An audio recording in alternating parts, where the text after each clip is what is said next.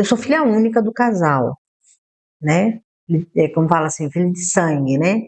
Sou filha única. Antes de mim, minha mãe teve 2 abortos naturais, né? Assim. E antes de eu nascer, a minha mãe queria muito ter filho e não conseguia. Até que surgiu a adoção do meu irmão mais velho e faleceu em 2024, né? Então minha mãe adotou o meu irmão mais velho e depois de um tempo, acho que de 8 anos mais ou menos, eu nasci. Minha mãe engravidou de mim já com quase 40 anos, minha mãe engravidou. Quando meu irmão tinha 6 anos, ela engravidou de mim.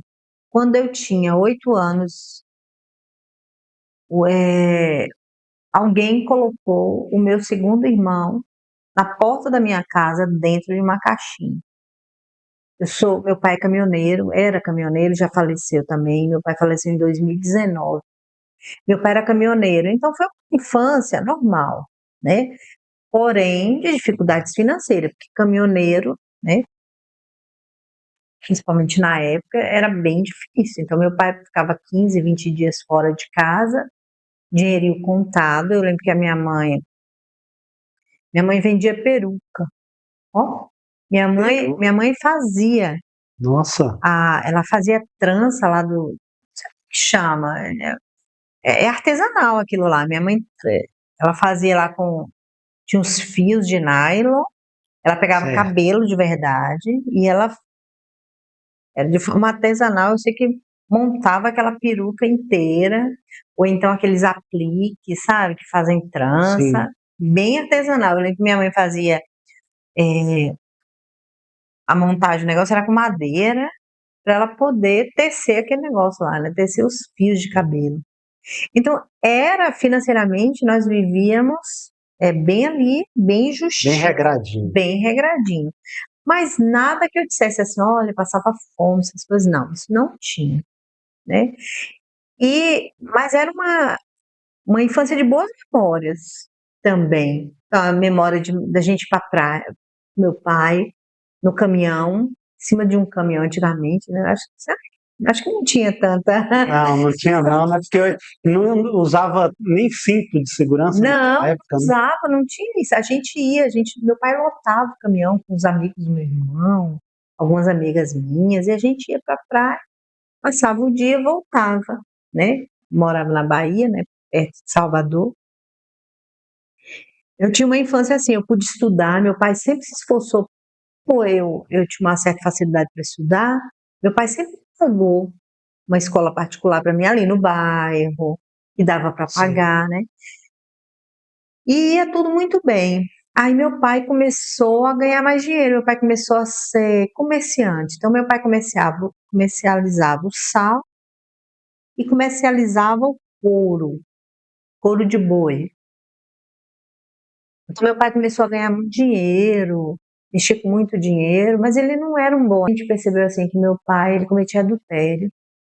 Porque quanto mais dinheiro, entra a vaidade, entre aspas, amigos, Mais né? pessoas se aproximam, né? Demais, demais, Ou é para demais. beber ou é para ganhar alguma Justamente, meu coisa, pai né? virou alcoólatra, né?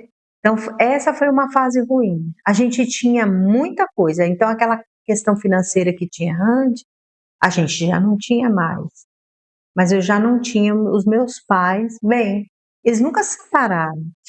Eu lembro que até uma certa época, eu era meio doidinha na cabeça, né? Eu Sim. falava assim, separa, mãe.